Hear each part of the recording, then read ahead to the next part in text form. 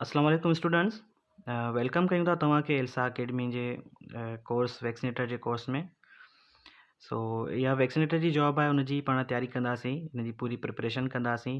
Time जेको बि हूंदो, जेतिरो बि टाइम आहे, असांखे कोशिशि कंदासीं थोरे वक़्त में असां उहे टॉपिक्स कवर करे वठूं जेके एग्ज़ाम पॉइंट ऑफ व्यू खां हूंदा। ठीकु आहे, असां ॾिसंदासीं त जेके जेके शयूं इंपॉर्टेंट हूंदी उहे तकड़ में कवर कंदा हलंदासीं न, छो जो टाइम तमामु आई थिंक घटि आहे, त उन मुताबिक़ असां इहो कोर्स डिज़ाइन कयोसीं। त इन में सभ खां पहिरियों लिखियलु आहे त वाट इज़ EPI। EPI आहे छा? इन जो स्टैंड आहे इहो, it stands for expanded programme on immunisation. When was EPI launched in Pakistan. ठीकु आहे, EPI कॾहिं लॉन्च थी हुई पाकिस्तान में? या लॉन्च थी हुई 1978 में, to protect children by immunising them against tuberculosis. ॿारनि खे इम्यूनाइज़ कयो वञे कंहिंखां बचाइण जे लाइ ट्यूबरक्लोसिस खां। ट्यूबरक्लोसिस हिकिड़ी बीमारी आहे जंहिंखे TB बि असां चवंदा आहियूं। ठीकु आहे, EPI जा ऑब्जेक्टिव कहिड़ा कहिड़ा हुया, जेके असां पाण हदफ़ी अमराज़ बि चवंदा आहियूं? पोलियोमिलाइटिस, पोलियो जी डिज़ीज़ तव्हांखे ख़बर आहे। टेटनस, बैक्टीरियल डिज़ीज़ थींदी आहे, झटको, तशंद जंहिंखे असां चवंदा आहियूं। मीज़ल्स, खसरा, इहा बि हिकिड़ी वायरस आहे। डिप्थेरिया बि डिज़ीज़ आहे। ठीकु आहे, पर्टूसिस या हूपिंग कफ जंहिंखे चवंदा आहियूं, काली खांसी उर्दू में चयो वेंदो आहे। Hepatitis B, HIV pneumonia, meningitis, इहे ॿई गॾु हूंदियूं आहिनि। स्ट्रेप्टोकोकस निमोनिया, ठीकु आहे, नमूनिया इनखे चइबो आहे, निमोनिया सिंधी में। चाइल्डहुड ट्यूबरक्लोसिस, नंढपण में जेका ट्यूबरक्लोसिस थींदी आहे उहा ॾाढी डेंजरस हूंदी आहे नंढनि ॿारनि जे लाइ। उन खां अलावा डायरिया। इहे सभु हदफ़ी अमराज़ आहिनि जिन जी वैक्सीन लॻाई वेंदी आहे, जिन जे लाइ तव्हांखे हायर कयो थो वञे, त इन्हनि जी वैक्सीन तव्हां टाउन में वञी करे, ॿाहिरि वञी करे, पंहिंजे शहर खां जेके आसपास जा तव्हांजा इलाइक़ा हूंदव उन्हनि में तव्हां वैक्सीन लॻाइण वेंदव। ठीकु आहे, इहे डिज़ीज़िस आहिनि। पाण हिननि डिज़ीज़िस खे कंप्लीट कवर कंदासीं, जेके बि डिज़ीज़िस आहिनि, जीअं पोलियोमिलाइटिस चाहे, या बि पाण कंप्लीट डिस्कस कंदासीं, पढ़ंदासीं। पर असां तव्हांखे जस्ट हे इंट्रो ॾियूं था त हे इन में हदफ़ी अमराज़ हूंदा आहिनि। पोलियो जेको आहे, पोलियो खे बि असां ब्रीफ डिस्कशन कंदासीं। टेटनस खे ब्रीफ डिस्कशन कंदासीं। इन जा कीअं वैक्सीन कीअं लॻाई वेंदी आहे, इन जो डोज़ेज छा आहे, उहो बि तव्हां सां डिस्कस कयो वेंदो। मीज़ल्स छा आहे, इन जो डोज़ेज छा आहे, कहिड़ी वैक्सीन इन ते लॻाई वेंदी आहे, उहो बि पाण हिन में असां कोर्स में डिस्कस कंदासीं इन फ्यूचर। ठीकु आहे, जेके नेक्स्ट लेसन्स प्रोवाइड कया वेंदा तव्हांखे। उन खां अलावा जेके टॉपिक्स हिन में कवर कया वेंदा, जेके कहिड़ा कहिड़ा टॉपिक्स हूंदा। इम्यून छा आहे? हिन में लिखियलु आहे immune protect our body from harmful bacteria, viruses, fungi and toxins. Fungi या फंजाई बि चयो वेंदो आहे, टॉक्सिन्स। ठीकु आहे, आख़िर में आई होप कि तव्हां सम्झी विया हूंदो त immune protect our body from harmful bacteria, viruses, fungi and toxins. इहा जस्ट स्मॉल डेफिनेशन आहे इम्यून जी। पर अगरि असां इम्यून खे ब्रीफली अगरि पढ़ूं त उहो इम्यून सिस्टम ईअं हूंदो आहे त जॾहिं बि कंहिं बीमारीअ जा जरासीम असांजे जिस्म में दाख़िल थींदा आहिनि, त उहे मल्टीप्लाई थियणु शुरू थी वेंदा आहिनि। मतिलबु पंहिंजो कॉपीज़ ठाहिणु शुरू कंदा आहिनि असांजे जिस्म में। ठीकु आहे, असांजो इम्यून उन्हनि खे सुञाणींदो आहे ऐं उन्हनि सां विढ़ण जे लाइ हिकिड़े क़िस्म जी प्रोटीन पैदा कंदो आहे, जंहिंजो नालो आहे एंटीबॉडी। उहे एंटीबॉडी उन्हनि खे सुञाणींदा आहिनि ऐं पोइ मुख़्तलिफ़ क़िस्म जा तरीक़ा इस्तेमालु करे उन्हनि खे ख़तमु कंदा आहिनि।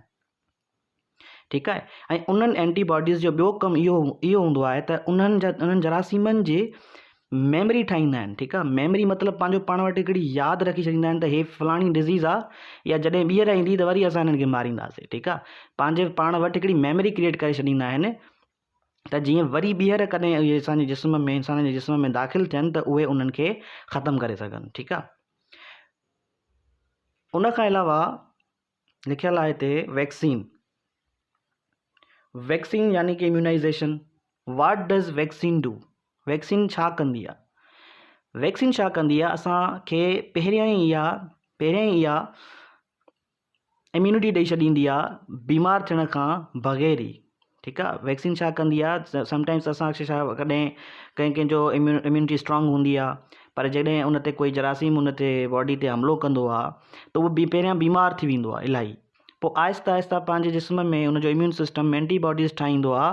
ठीकु आहे, पोइ वञी उहो ठीकु थी वेंदो आहे पंहिंजो पाण ई, छो जो उनजे जिस्म में एंटीबॉडीज़ ठही वेंदा आहिनि। आई होप कि इहा ॻाल्हि तव्हांखे सम्झ में अची वई हूंदी।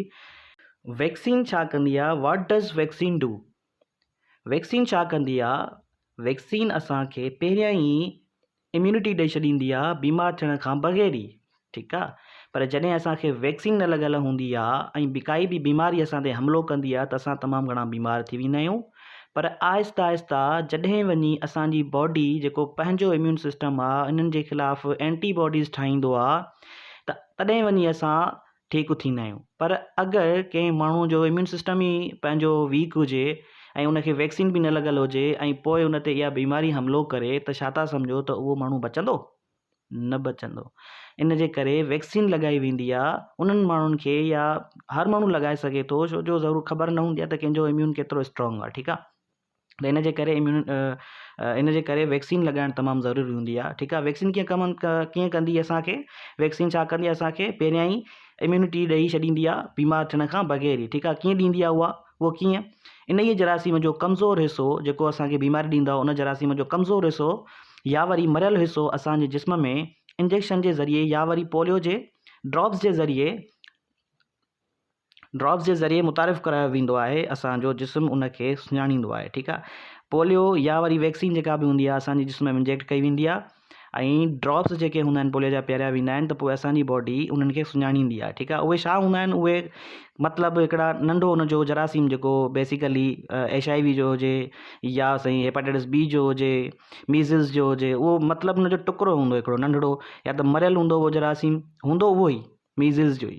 पोइ उहो उनजे जिस्म में एंटर कयो वेंदो आहे इंजेक्शन जे थ्रू या पोलियो जे थ्रू, जेका पोलियो जी आहिनि, पोलियो जा ड्रॉप्स आहिनि, उहे उनखे पियारिया वेंदा। पोइ उनजो body system Aahista Aahista strong थी वेंदो। पर जॾहिं उहे एक्टिव पोलियो जा जरासीम उनजे जिस्म में दाख़िल थींदा या वरी मीज़ल्स जा एक्टिव जरासीम उनजे जिस्म में दाख़िल थींदा त पोइ उहो उनजो सिस्टम जेको डिफेंस सिस्टम आहे, जेके असां इम्यून सिस्टम चऊं था, त उहो एॾो स्ट्रॉन्ग थी वेंदो आहे, थी चुको हूंदो आहे जो उन्हनि खे कंप्लीटली किल करे सघंदो आहे, ठीकु आहे। उनखे चइबो आहे एंटीबॉडी।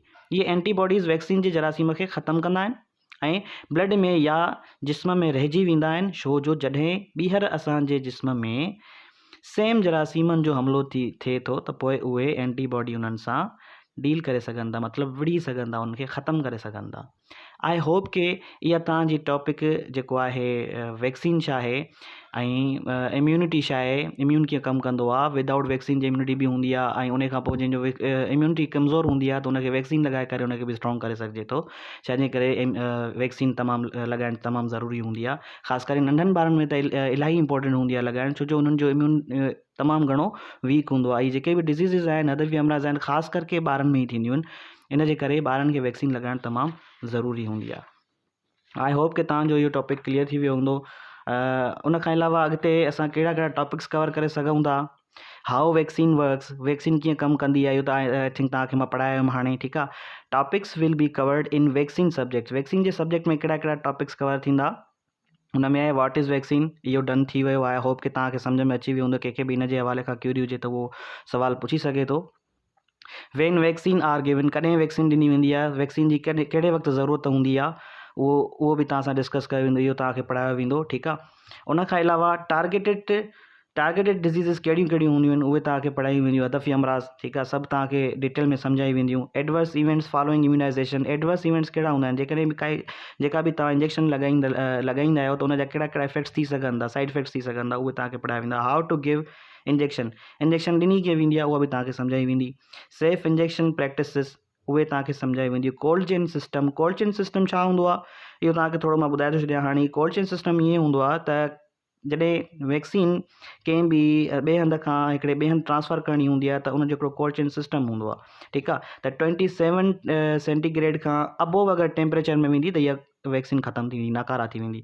सो इन जे करे उनजो कोल्ड चेन में जेको सिस्टम हूंदो आहे उहो मेंटेन रखणु तमामु ज़रूरी हूंदो आहे। ॾिसो हाणे जेकॾहिं कराची खां वैक्सीन लाड़काणे अचे थी त विच ते काई गाॾी ख़राबु आहे, उनजो टेम्परेचर मेंटेन न आहे ऐं ॿाहिरि तमामु घणी गर्मी आहे, 45 सेंटीग्रेड हले थो पियो ऐं उहो कंटिन्यूसली उन में ई रहे थी, उनखे ई रखियो थो वञे उन 45 सेंटीग्रेड में, जंहिंजी लिमिट ई 27 सेंटीग्रेड आहे वैक्सीन जी। त ज़ाहिरी ॻाल्हि आहे 45 सेंटीग्रेड ईंदो त उहो ख़तमु थी वेंदी वैक्सीन, कंहिं कम जी न रहंदी, नाकारा थी वेंदी। ठीकु आहे। तो इहो बि तव्हांखे सम्झायो वेंदो, उन्हनि जो कहिड़ी इंपॉर्टेंस छा हूंदी आहे, कोल्ड ड्रिंक में सिस्टम जे करे कहिड़ा कहिड़ा नुक़सान थींदा आहिनि उहो बि तव्हांखे सम्झाया वेंदा, ऐं नेशनल इम्यूनाइज़ेशन डेज़ कहिड़ा कहिड़ा हूंदा आहिनि उहे बि तव्हांखे ॿुधाया वेंदा। All topics will be covered, सभु तव्हांखे टॉपिक्स कवर कया वेंदा रिलेटेड टू द वैक्सीन।